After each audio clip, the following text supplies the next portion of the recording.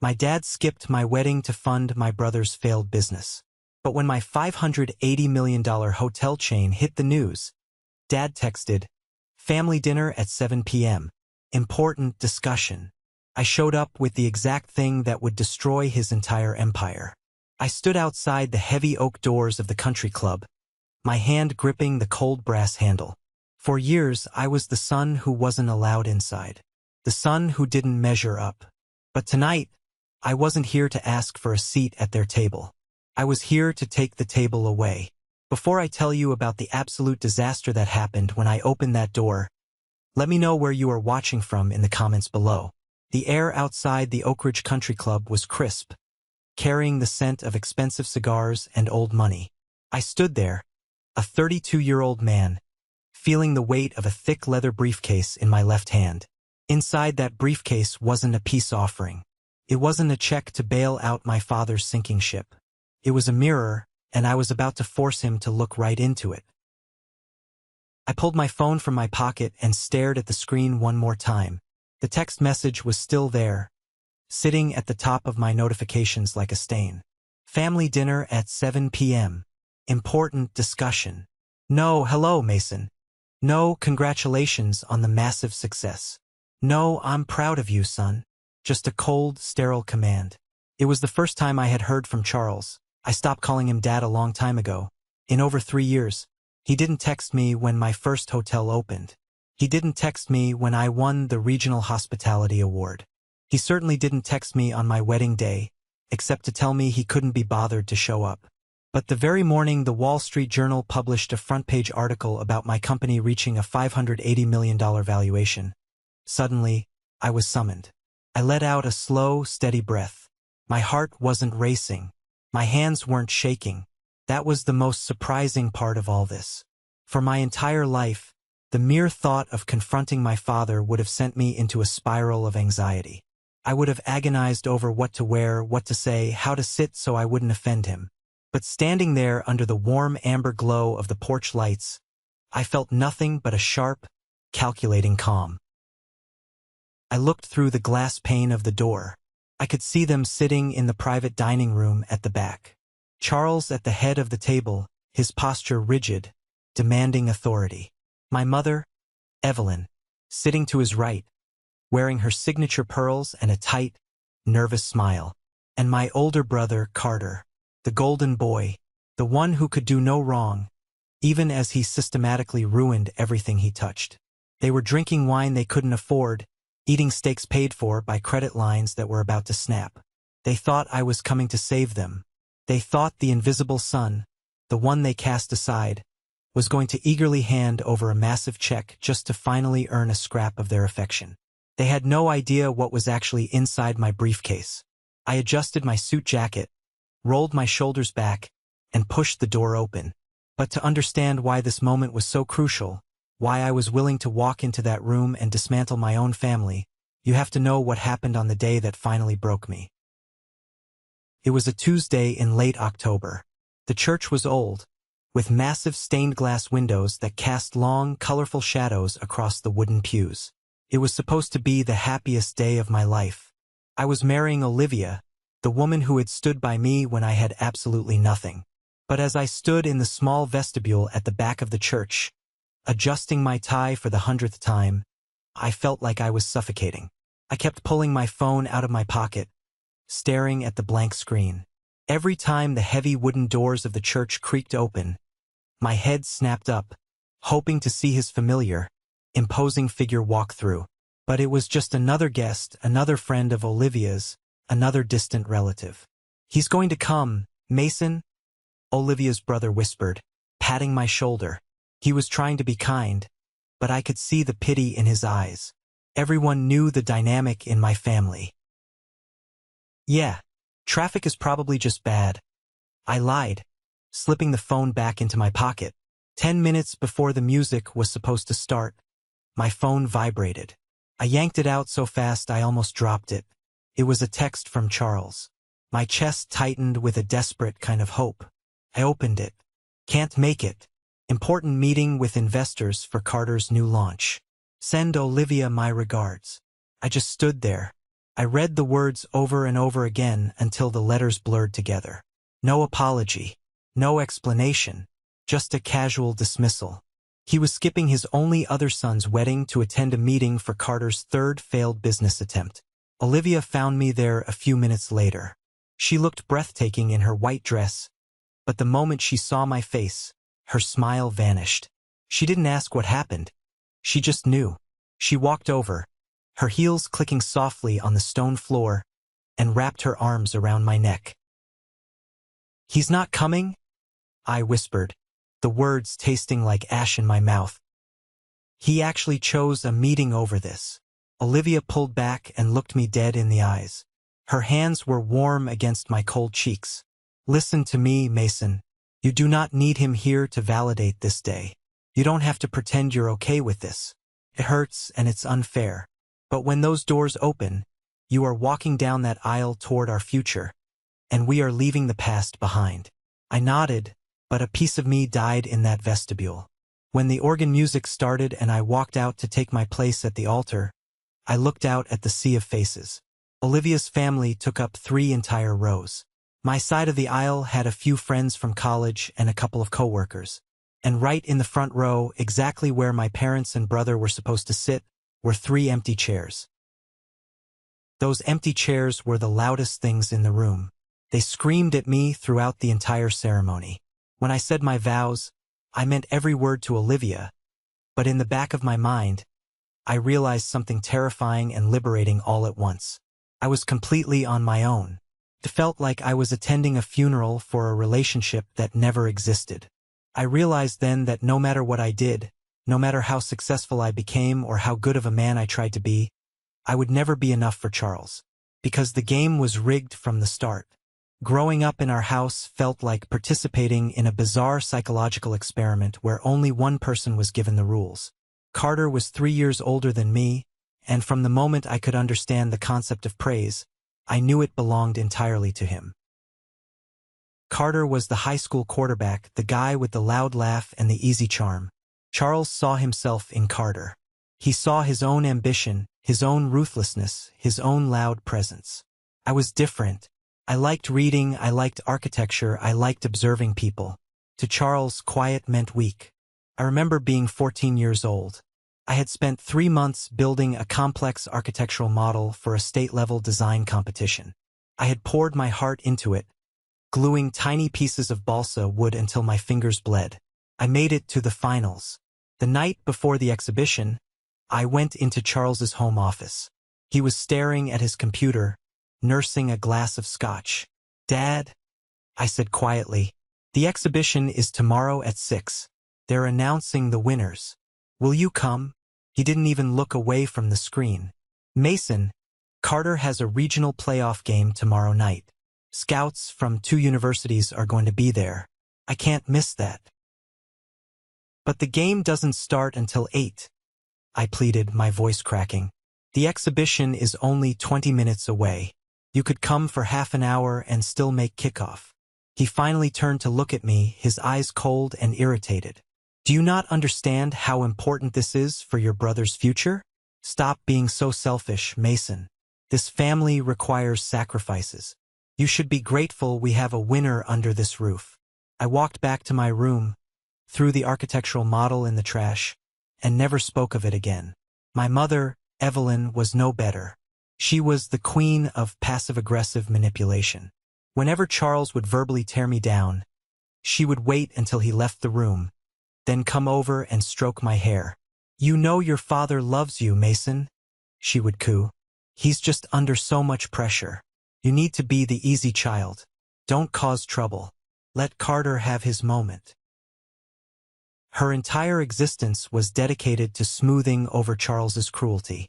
It was a constant custody battle over my own self-worth, and my parents were determined to make sure I lost. The ultimate betrayal happened when I was 18. I had worked part-time jobs all through high school to save up for a specific business program at a private university. I had a dedicated college fund that my grandparents had set up for me. But when the tuition bill came, the account was empty. I confronted Charles in the kitchen.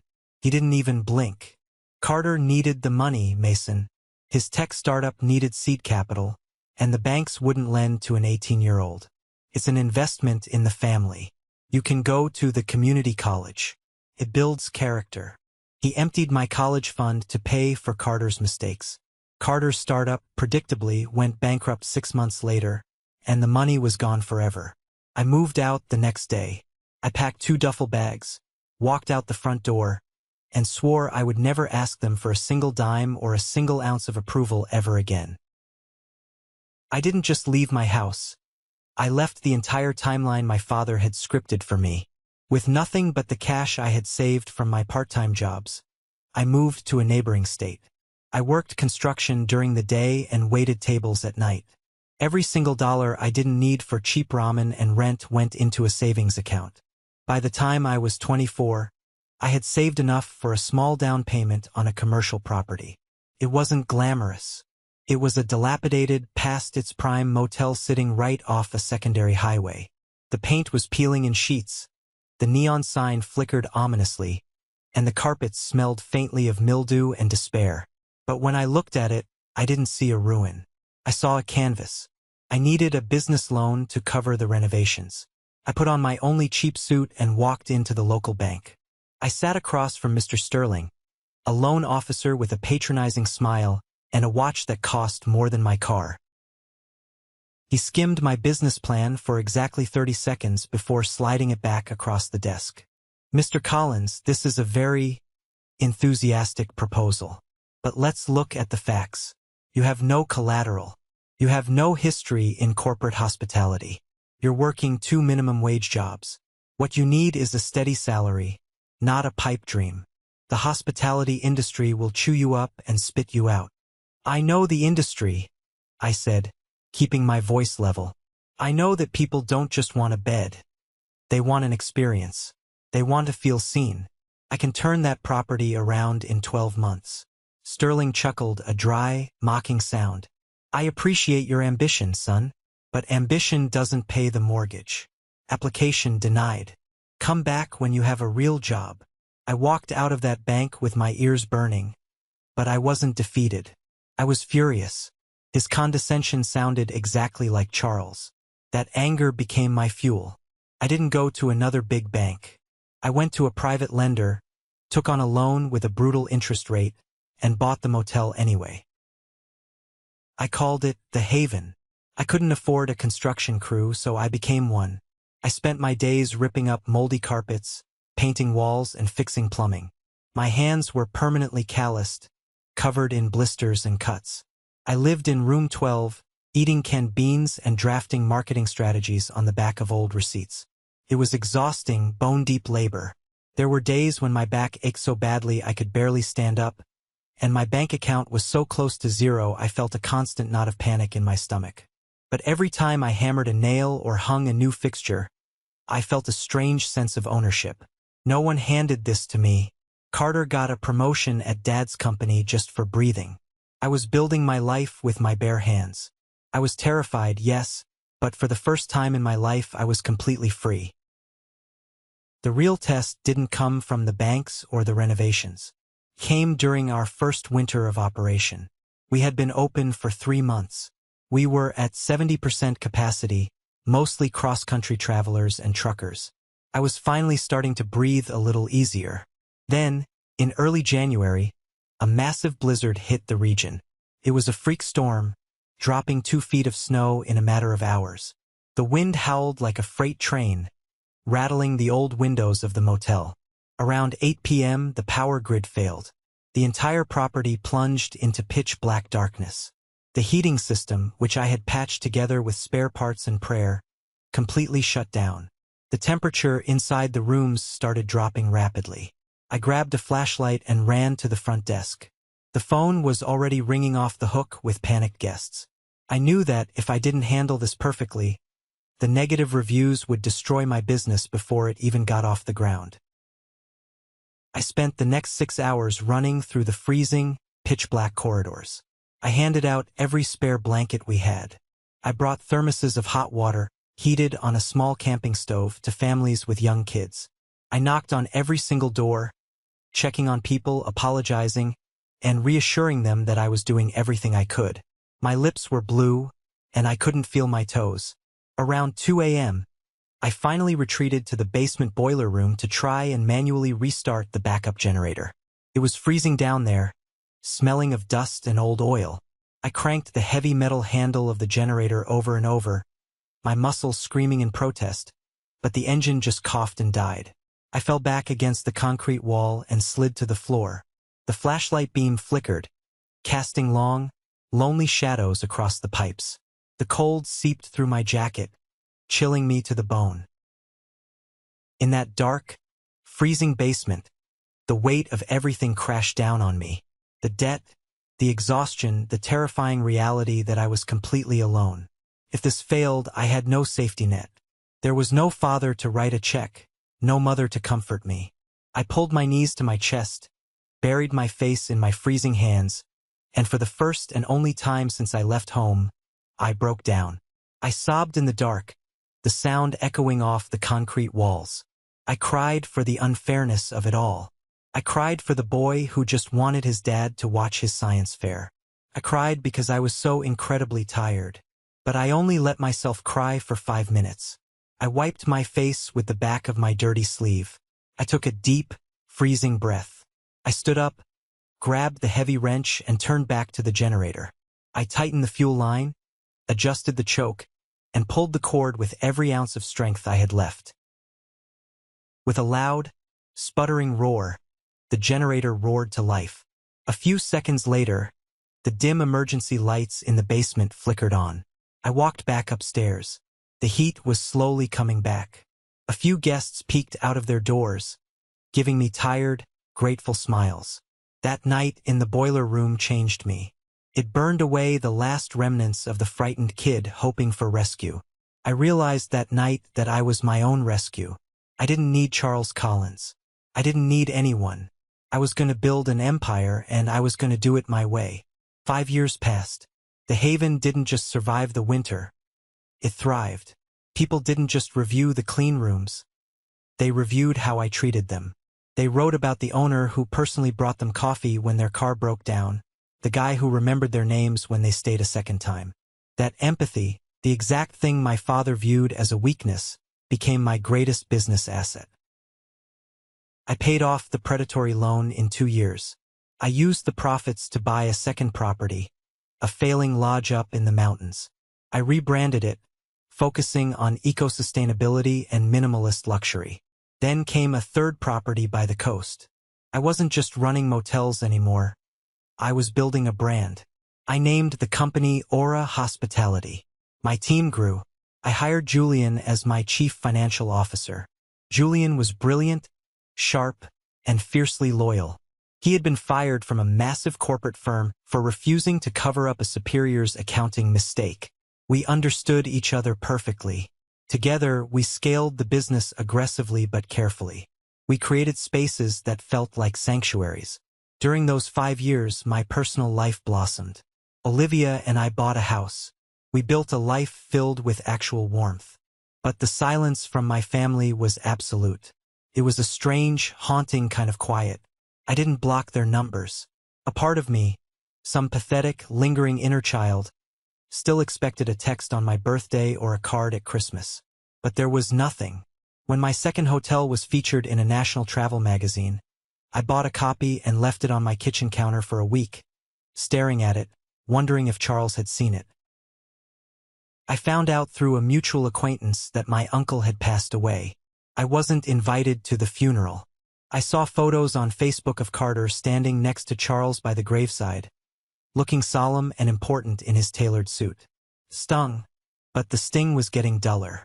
They were erasing me from the narrative, and honestly, I was letting them. I was too busy building my own world to care about the one I was banned from. By year 7, Aura Hospitality wasn't just a regional success. It was disrupting the industry. We had investors knocking on our doors, wanting a piece of the pie. We were acquiring boutique properties across the country, turning them into high-profit, high-empathy retreats. I was working a 70-hour week, flying across states, negotiating massive contracts. My salary jumped from minimum wage survival to numbers I never thought I'd see in my bank account. But I never bought a flashy car. I never bought expensive watches. I poured every cent back into the business, into my employees, into the vision. I was building a fortress, brick by brick, ensuring that no one could ever make me feel small or helpless again. I was untouchable, or so I thought, until the day the valuation hit.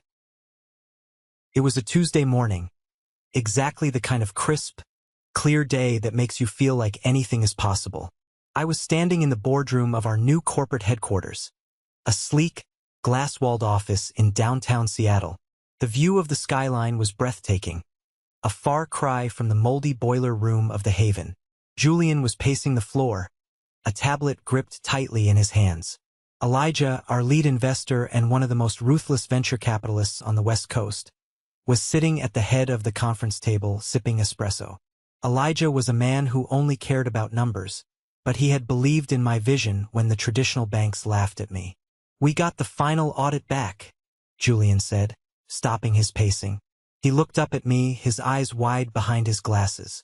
He swallowed hard. "Mason, just say it, Julian," I replied, crossing my arms to hide the sudden flutter of nerves in my stomach. Elijah set his espresso cup down. The clink of the porcelain echoed in the quiet room. "The numbers are solid, Mason. The acquisitions from last quarter pushed the margins higher than our most aggressive projections."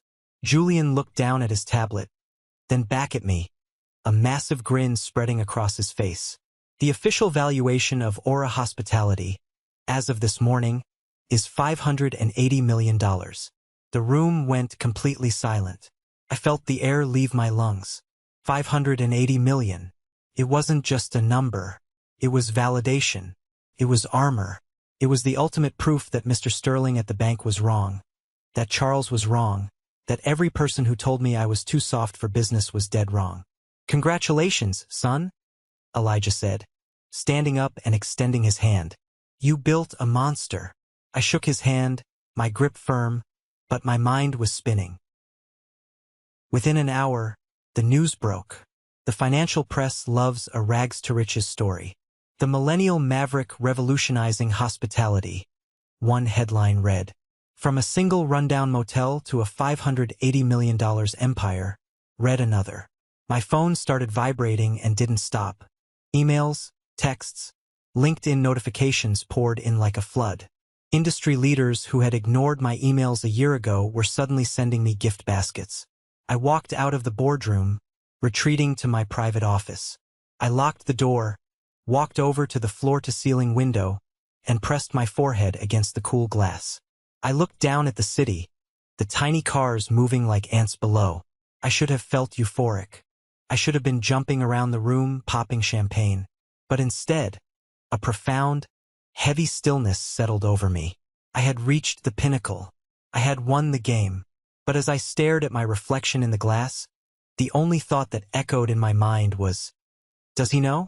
I hated myself for thinking it. After everything, after 7 years of silence, after building a mountain of success with my own hands, my brain still defaulted to wondering if my father was finally impressed. I closed my eyes and took a deep breath, trying to push the thought away. Then my phone buzzed in my pocket. A single, sharp vibration. I pulled the phone out, expecting another congratulatory text from a vendor or an ecstatic message from Olivia. Instead, a name I hadn't seen on my screen in over 1,000 days stared back at me. My heart slammed against my ribs. I felt a cold sweat break out on the back of my neck. My thumb hovered over the screen. For a second, a pathetic, buried part of me hoped against hope. Maybe this was it. Maybe the $580 million valuation had finally cracked his pride. Maybe he was writing to say he saw the article, that he was wrong, that he was proud. I tapped the message to open it. Family dinner at 7 p.m. Oak Ridge Country Club. Important discussion. I read it 3 times. The words felt like physical blows. There was no congratulations. There was no acknowledgement of the massive milestone I had just achieved. There wasn't even my name. It was a summons, a directive from a CEO to a subordinate. My jaw clenched so tight my teeth ached. The sheer audacity of it was staggering. He ignored my wedding. He ignored my struggles. He ignored my existence. But the absolute second I became half a billionaire on paper, he expected me to snap to attention and report for duty. I marched out of my office and straight down the hall to Julian's desk. I threw my phone down on top of his financial spreadsheets. "Read that," I demanded, my voice dangerously low. Julian frowned, picked up the phone, and read the screen. He let out a low whistle, sliding the phone back to me. "Wow, timing is impeccable. What's the important discussion?" "He wants money," I said, leaning over the desk. "It's the only language he speaks. The timing isn't a coincidence, Julian. He saw the headlines. He knows I have capital. He wants me to fund whatever disaster Carter has cooked up this time, or bail out one of his own failing projects." "So ignore it," Julian said simply, taking a sip of his water. "Block the number. You don't owe him anything, Mason. You've proven your point." I picked up my phone, staring at the screen. Julian was right. The logical, healthy thing to do was to delete the text and go home to my wife to celebrate. But logic wasn't driving me right now. A dark, furious curiosity was bubbling up inside my chest. "No," I said quietly, a cold realization washing over me. "If I ignore it, he'll just think I'm still the frightened kid hiding from him. He'll think he still has power over me." Julian looked up, his brow furrowed. "Mason, don't do this. Don't walk into a trap." "It's not a trap if you own the cage, Julian," I replied, the anger crystallizing into a razor-sharp focus. "I'm going to this dinner, but I'm not going to sit there and listen to his demands. I need to know exactly what his angle is. I need you to run a deep dive into Charles Collins's financials. Everything. Corporate holdings, private equity, personal debt, mortgage lines. I want to know what he had for breakfast this morning." Julian sighed, opening a new window on his monitors. "You're opening Pandora's box, boss. Open it," I commanded, "and tell me exactly how deep the rot goes." It only took Julian 4 hours to unravel a lie that Charles had spent a decade maintaining. I was pacing my office, drinking my 4th cup of coffee, when Julian walked in, closing the heavy glass door securely behind him. He didn't have his tablet this time.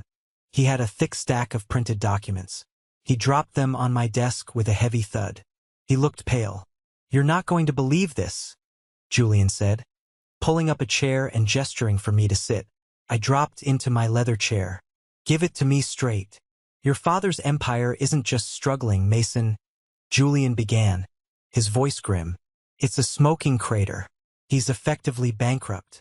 I stared at him, my mind struggling to process the words. "Bankrupt? That's impossible. Collins Real Estate owns half the commercial district. He has a massive portfolio." "He had a massive portfolio," Julian corrected, tapping the top page of the stack. "On paper, the assets look great, but they are leveraged to the hilt.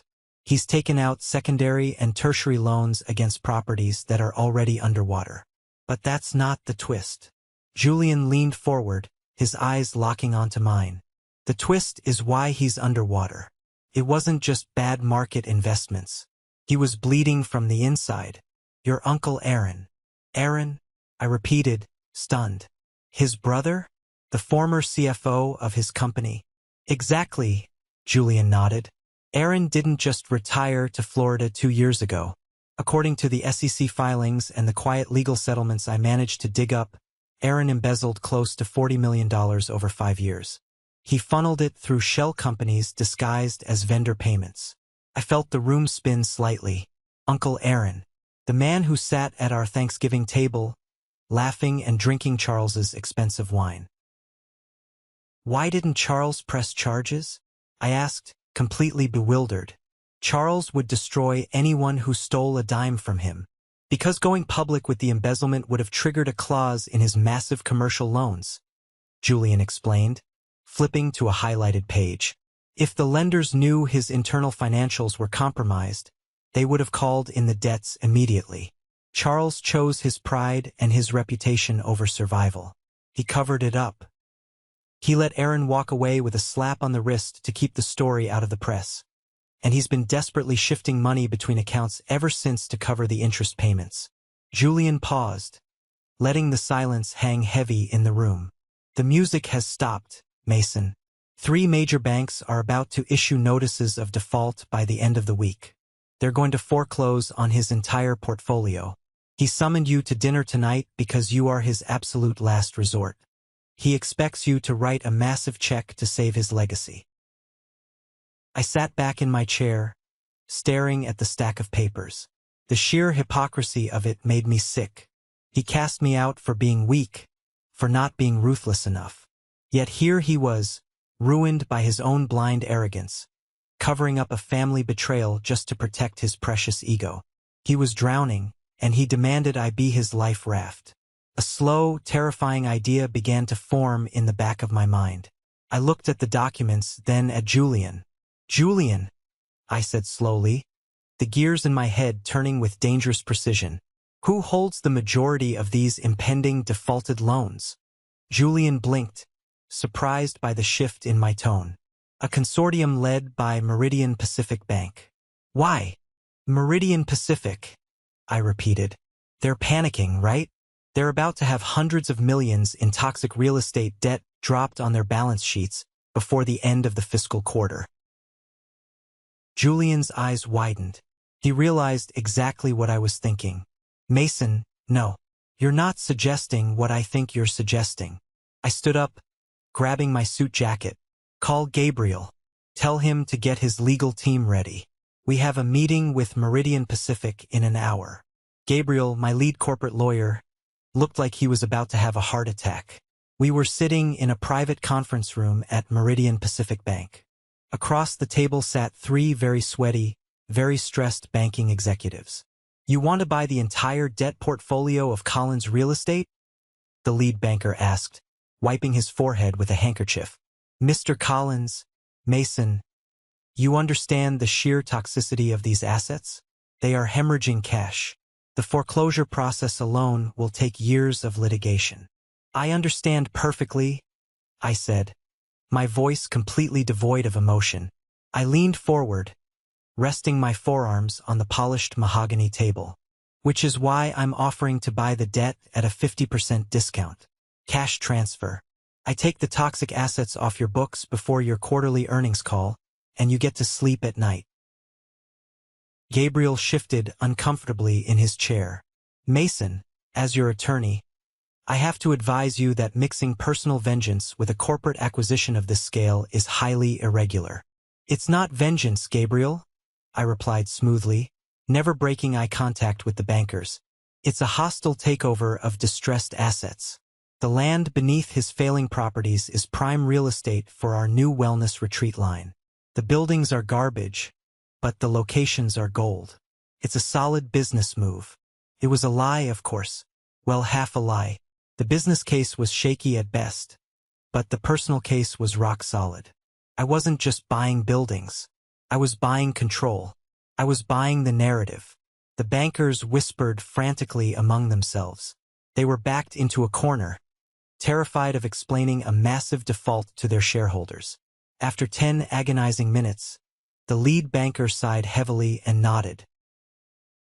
"We'll draft the assignment of debt agreements. We can execute the transfer by 6 p.m. For the next 4 hours, the room was a blur of high-speed legal wrangling. Stacks of contracts were printed, reviewed, redlined, and reprinted. I drank bitter black coffee, my hand cramping as I signed my name on line after line. Every signature transferred a piece of my father's empire into my hands. His office building, his luxury apartment complexes, the very house I grew up in, which he had secretly leveraged against a commercial loan. By 6:15 p.m., the ink was dry. The wire transfer from Aura Hospitality's acquisition fund was confirmed. I stood up, shaking hands with the bankers. I felt a strange vibration humming through my veins. It wasn't joy. It wasn't even satisfaction. It was an overwhelming sense of absolute power. Charles Collins had spent his entire life building a kingdom on the premise of his own superiority. In the span of an afternoon, I had quietly bought the ground beneath his throne. As we walked out of the bank and into the fading evening light, Gabriel let out a long breath. You are officially the sole primary creditor for every asset your father owns. If he misses a single payment, which he will because he has no cash, you have the legal right to seize everything. I know, I said, looking at my watch. It was 6:30 p.m. Gabriel looked at me, a hint of fear in his eyes. What are you going to do, Mason? I have a family dinner to attend, I said, opening the door to my waiting car. And a very important discussion. Before heading to the country club, I stopped back at the office to pick up the physical dossier of the debt transfer. Julian was waiting for me in my office, looking like he had seen a ghost. The transfer went through, I said, grabbing my leather briefcase.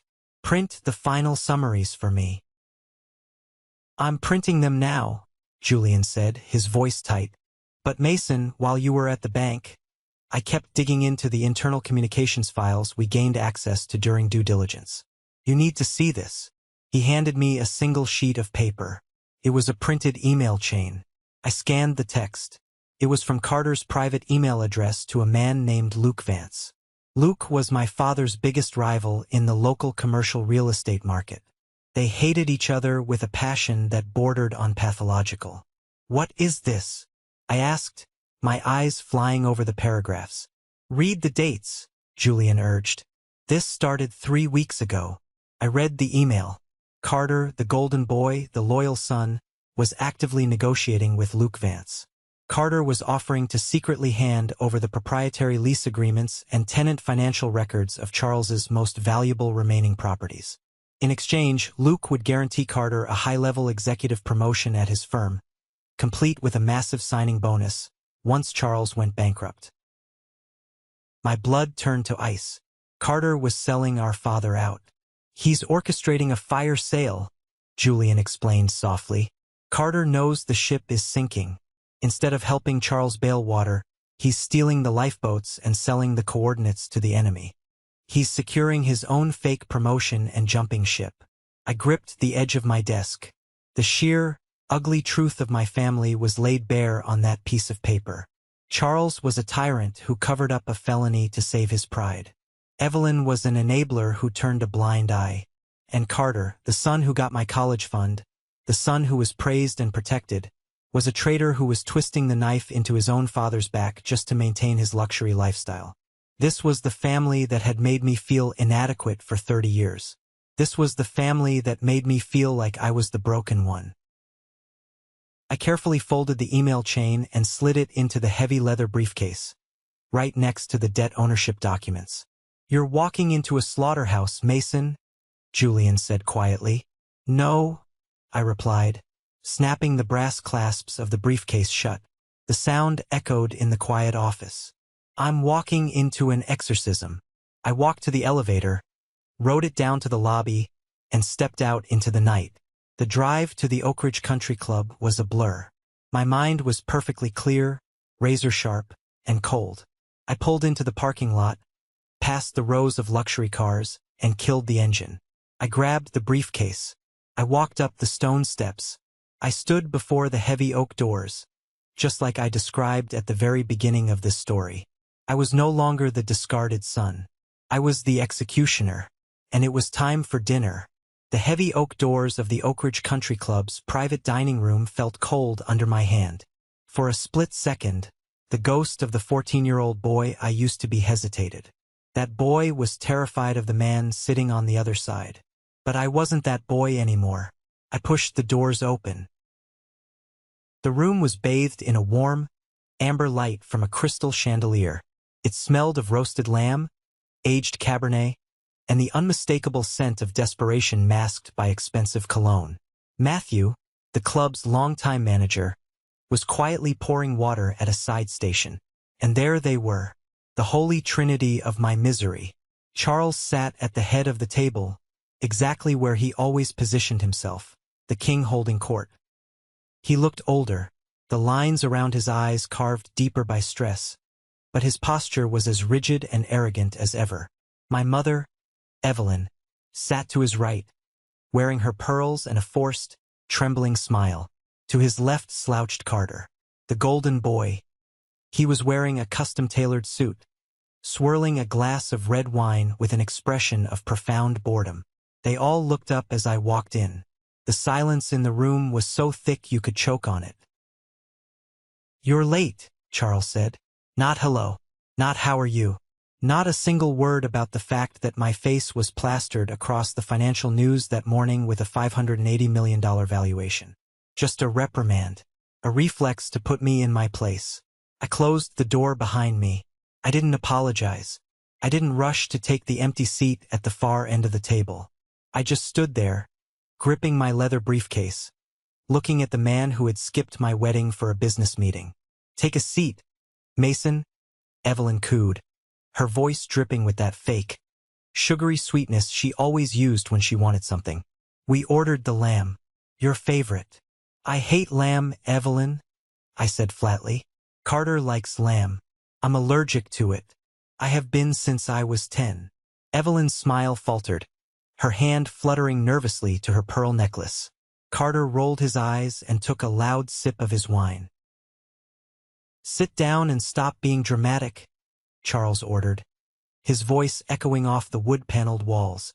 "We don't have time for your usual sensitivity. We have an important family matter to discuss."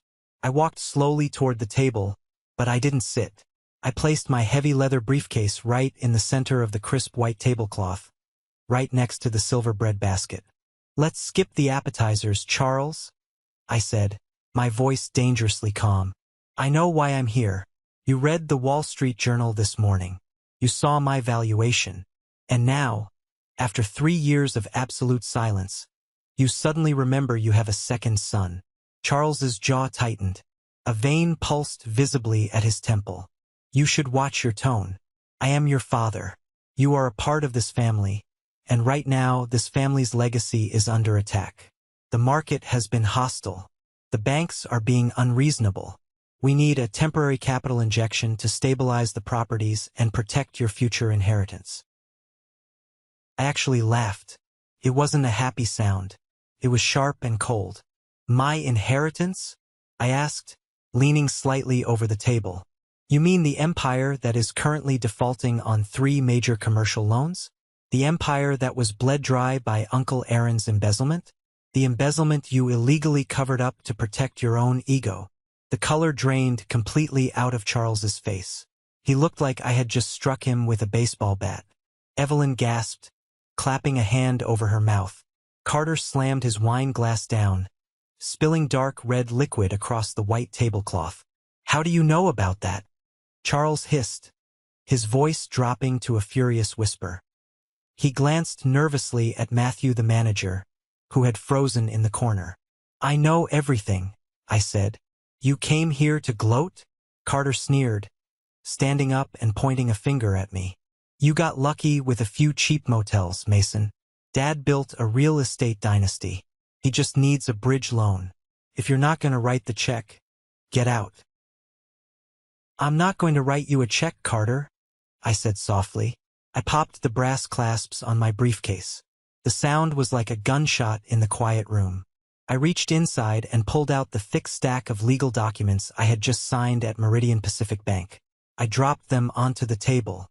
They landed with a heavy, satisfying thud right in front of Charles. "What is this?" Charles demanded, staring at the papers as if they were radioactive. "I didn't come here to give you a loan," I stated, locking eyes with my father. "I came to inform you of a change in management. Meridian Pacific was terrified of your toxic debt. They were going to foreclose on you by Friday. So I bought it, all of it, at a 50% discount." Charles blinked. His brain, usually so sharp and calculating, was short-circuiting. You bought my debt?" "I own your mortgages, Charles," I said, my voice echoing with finality. "I own the liens on your commercial properties. I own the paper on the house you live in. I am your sole primary creditor. You don't owe the bank anymore. You owe me."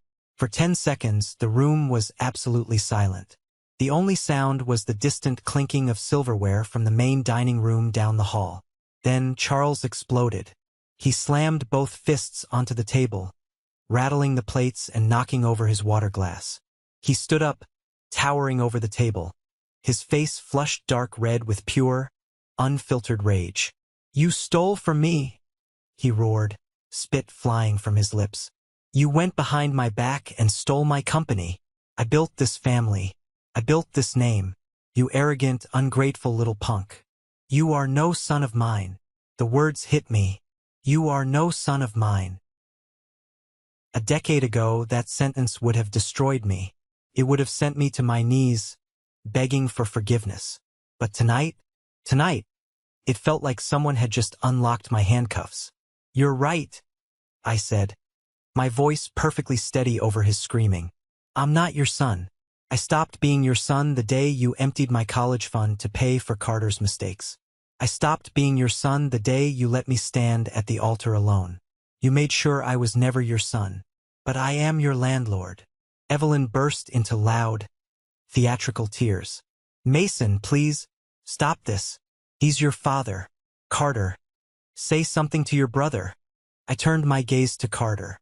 My older brother was staring at the debt documents, his face pale, his usual arrogance completely stripped away.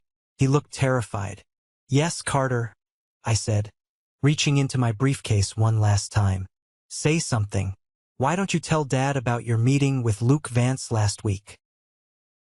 At the mention of Luke Vance's name, Charles stopped yelling. He froze, turning his head slowly to look at his golden boy. Luke Vance was Charles's sworn enemy, a rival developer who had been trying to crush Collins real estate for 20 years. "What is he talking about, Carter?" Charles demanded, his voice dropping to a dangerous growl. Carter swallowed hard, taking a step back from the table. "Dad, it's a lie. Mason is just trying to cause trouble." I pulled the printed email chain out of my briefcase and slid it across the table toward Charles. "That is a written agreement," I said clearly so everyone in the room could hear. "Carter agreed to hand over your proprietary tenant financial records to Luke Vance. In exchange, Luke promised Carter a massive signing bonus and an executive promotion at his firm once you went bankrupt. Your golden boy wasn't trying to save your legacy, Charles. He was selling your carcass to your worst enemy to save his own skin." Charles picked up the paper with shaking hands. He read the emails. I watched a man's entire worldview shatter in real time. He looked at Carter. The betrayal in his eyes was absolute. All the years of praising Carter, funding his failures, prioritizing him over me. It all came down to this piece of paper. "You sold me out?" Charles whispered, his voice cracking. "Dad, you were going under," Carter yelled defensively, finally dropping the act. "The money was gone. Uncle Aaron took it, and you were sinking us all. I had to look out for myself. I deserve a salary that matches my lifestyle." "Get out," Charles breathed, leaning heavily against the table as if all the strength had left his legs. "Dad, listen to me. Get out of my sight," Charles screamed, throwing his wine glass at the wall behind Carter. It shattered, raining glass onto the carpet. Carter didn't say another word. He turned and practically ran out of the dining room, slamming the heavy oak doors behind him. The room fell into a horrifying, broken silence. Evelyn was sobbing openly into her napkin. Charles stood there, staring at the shattered glass on the floor, a broken king in a ruined castle. I looked at them. I thought I would feel triumphant. I thought I would feel a rush of vindictive joy. But I didn't. I just felt tired. Looking at Charles, I finally saw him not as the terrifying giant of my childhood, but as a small, pathetic man who valued pride over love, and who had lost everything because of it. I zipped up my empty briefcase. "You have 30 days, I said quietly. Charles didn't look up. 30 days for what? 30 days to vacate the corporate offices and your residential properties, I replied. After that, my company takes full operational control. We're liquidating the portfolio and tearing down the flagship buildings to build eco-retreats. The Collins real estate name is dead. I turned my back on them and walked toward the door. "Mason," Evelyn cried out, standing up. "You can't do this to us. Where will we go?" I paused with my hand on the brass handle. I looked over my shoulder at the woman who had spent 30 years telling me to shrink myself so my father could feel big. "I'm sure Carter has a spare room," I said. I pushed the doors open and walked out. This is the moment that changes everything, the moment I finally took back control of my life. Thank you so much for your patience and for staying with me until now. You've been amazing. Please give this video a like and comment one below to let me know you've made it this far. Not only does this help more people find this story, but it also lets me know that my experiences truly mean something to someone. Your support is my greatest motivation to keep sharing the rest of this journey. The night air hit me like a physical wave the second I stepped out of the Oak Ridge Country Club. It was cold, crisp, and completely clean. I stood on the top step for a moment, closing my eyes and pulling the oxygen deep into my lungs. For the first time in 32 years, my chest didn't ache. The chronic, invisible weight I had been carrying, the desperate need for my father's approval, the fear of his rejection, the suffocating rules of a family that never truly wanted me. It was gone. Left behind in that dining room with the shattered wine glass and the unpaid bills. I walked down the stone steps toward the parking lot. My car was idling in the shadows near the back. As I approached, the passenger door pushed open. Olivia stepped out. She was wearing a thick wool coat, her breath pluming in the cold air. I had told her not to come. I told her I needed to do this alone. But of course, she didn't listen. She was the only person in the world who truly understood the war I was fighting. She walked up to me and looked at my face. She didn't ask what happened. She didn't ask if I yelled, or if Charles apologized, or how much money it cost. She just reached out, wrapped her cold hands around my neck, and pulled me into a fierce, tight hug. "You're shaking," she whispered against my shoulder. "I know," I breathed, wrapping my arms around her waist, holding onto her like she was the only real thing in the world. "It's over, Liv. It's really over. I'm so proud of you," she said, pulling back to look into my eyes. "Not for the business, not for the money, for walking out of there." We got into the car. I didn't turn the radio on. I just drove us home through the quiet, winding streets of the city. I felt like I had just completed a marathon, a life sentence that I didn't realize I was serving. When we pulled into our driveway, the house was dark and quiet. Safe.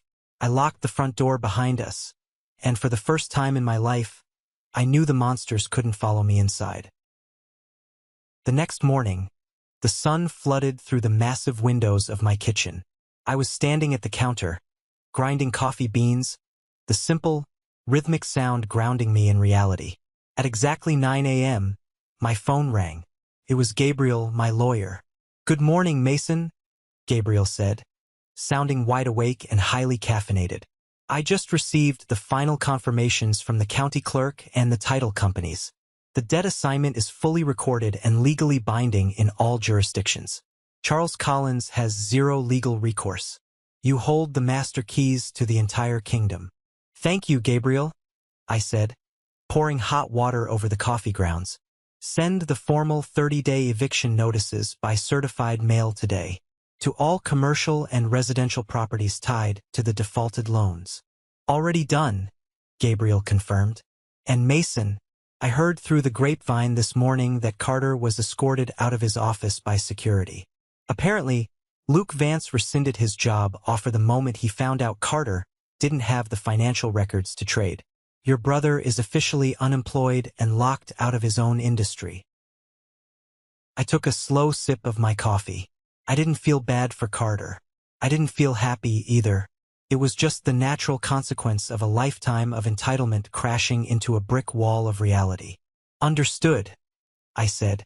"Let Julian know we begin property inspections next week." I hung up the phone and looked out the window at the garden Olivia had planted last spring. The boogeyman was dead. The empire of Charles Collins, built on intimidation, ego, and lies, had collapsed under its own weight. I had expected the victory to feel loud, like fireworks.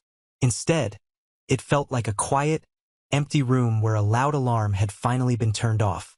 I had absolute power over the people who hurt me, and my first instinct wasn't to punish them further.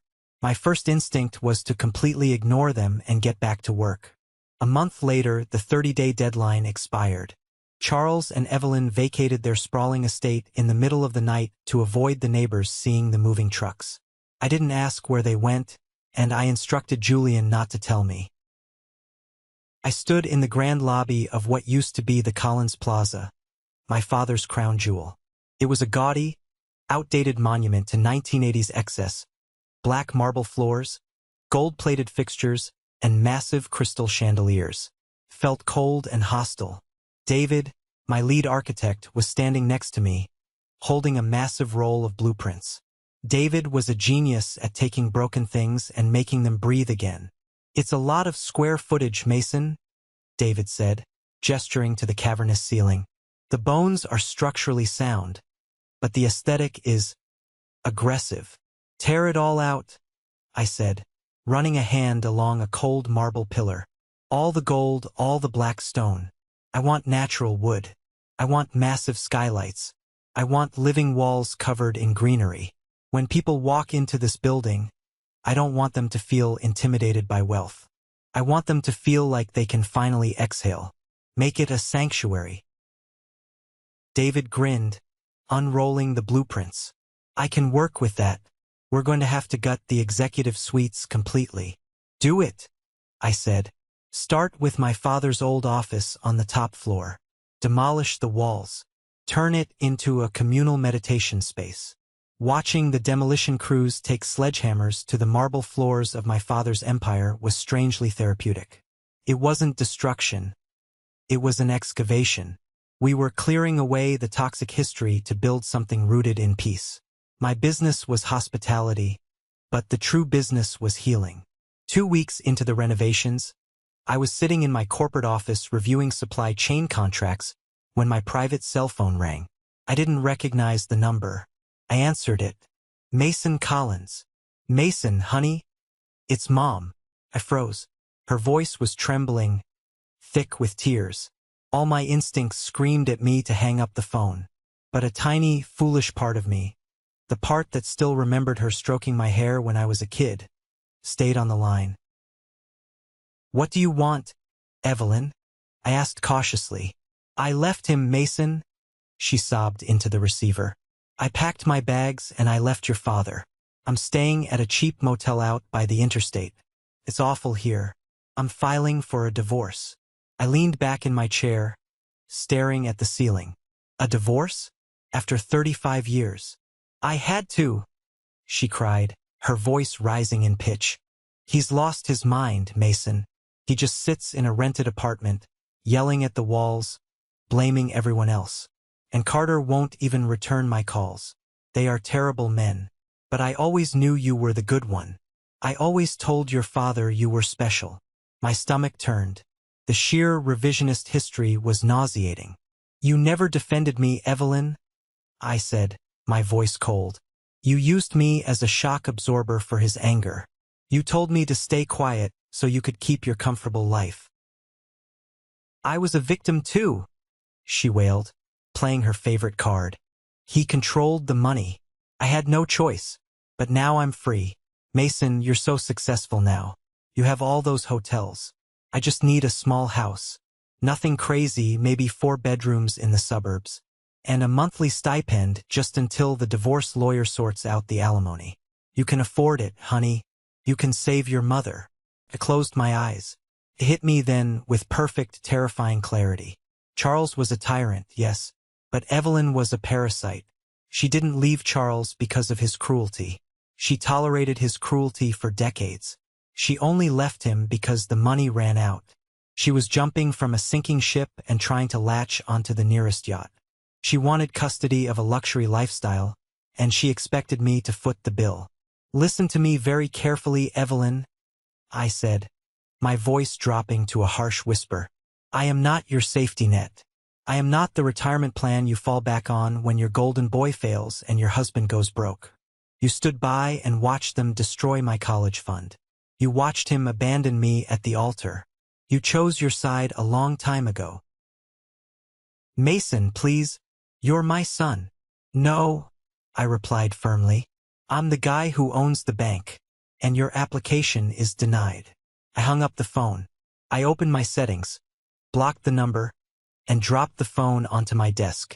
I sat there for a long time, waiting for the guilt to hit me, waiting to feel like a terrible son who abandoned his mother in a cheap motel. But the guilt never came, only a profound, permanent silence. The last string tying me to that family had just been cut. I was completely unmoored, and I had never felt lighter. 18 months later, Aura Hospitality hosted the grand opening of our new flagship wellness retreat in the heart of the city, right on the exact footprint of the old Collins Plaza. It was a masterpiece. The oppressive marble was gone, replaced by warm cedar, flowing water features, and floor-to-ceiling glass that let the natural sunlight pour in. It didn't look like a corporate hotel. It looked like a place where you could go to repair a broken soul. The lobby was packed with investors, city officials, and travel journalists. Julian was holding court near the organic juice bar, looking sharp in a tailored suit, laughing with Elijah, our lead investor. I stood on the second-floor balcony, looking down at the crowd. I held a glass of sparkling water, listening to the soft, acoustic guitar music playing over the sound system. Olivia walked up beside me, slipping her arm through mine. She looked radiant. "They love it," she said, leaning her head on my shoulder. "The reviews are already pouring in. They're calling it the most innovative hospitality concept of the decade." "It's just a building, Liv." I smiled, kissing the top of her head. "It's not just a building," she corrected softly. "It's proof." She was right. It was proof that you don't have to inherit your father's cruelty to inherit the world. I had built an empire without sacrificing my empathy. I occasionally heard rumors about them through the industry grapevine. Carter was working middle management at a logistics company in another state, telling anyone who would listen about how he used to be a real estate mogul. Charles and Evelyn's divorce was messy and public, two bitter people fighting over the scraps of a ruined legacy. But they were just ghosts now. Stories that happened to a different person in a different lifetime. They had no power here. They had no seat at my table. Later that evening, long after the guests had gone home and the retreat was quiet, Olivia and I walked out to the massive rooftop garden. The city skyline stretched out before us, a sea of glittering lights against the dark night sky. I leaned against the glass railing, feeling the cool wind on my face. People assume that hitting a massive financial milestone like a $580 million valuation is a magic wand. They think that once your bank account has enough zeros, all the childhood trauma, all the rejection, all the feelings of inadequacy just magically disappear. But money doesn't heal you. Buying my father's debt didn't heal me. Watching him lose his mind at that dinner table was satisfying for about 10 seconds, but it didn't fix the hole inside me. What healed me was the realization that I had spent my entire life trying to win a game I was never allowed to play. I thought my father's approval was the ultimate prize. I thought if I just worked harder, built bigger, became wealthier, he would finally look at me and say the words I desperately wanted to hear. But love that requires a resume is not love. A family that demands you shrink yourself to fit their narrative is not a family. It's a cult of personality. I didn't lose my family when I walked out of that dining room. I lost my captors. I reclaimed my life. I chose myself. I looked at Olivia, the woman who held my hand when the church was empty, the woman who believed in me when I was sleeping in a freezing boiler room. She was my family. Julian, who had my back against a massive corporate lie, was my family. We get to choose who sits at our table. And my table is finally full of people who actually want to be there. Thank you for sticking around and listening to my story. It's not an easy thing to talk about, but I know there are so many of you out there fighting silent battles against the people who were supposed to protect you. I hope this resonated with you in some way. Have you ever found yourself in a similar situation where you had to walk away from toxic family members to save yourself? Let me know down in the comments. I read every single one. Before you go, I have a special request. If you made it all the way to the end of this video, you are part of an exclusive group. You are part of what I call the 1% Club. I want you to go down to the comments right now and type the letter W. That stands for winner. That is our secret code to recognize the people who have the patience, the depth, and the resilience to stick around until the very end. If my story helped you, please hit that like button and make sure you follow the channel so we can keep growing together. You are stronger than your past, and your future is entirely yours.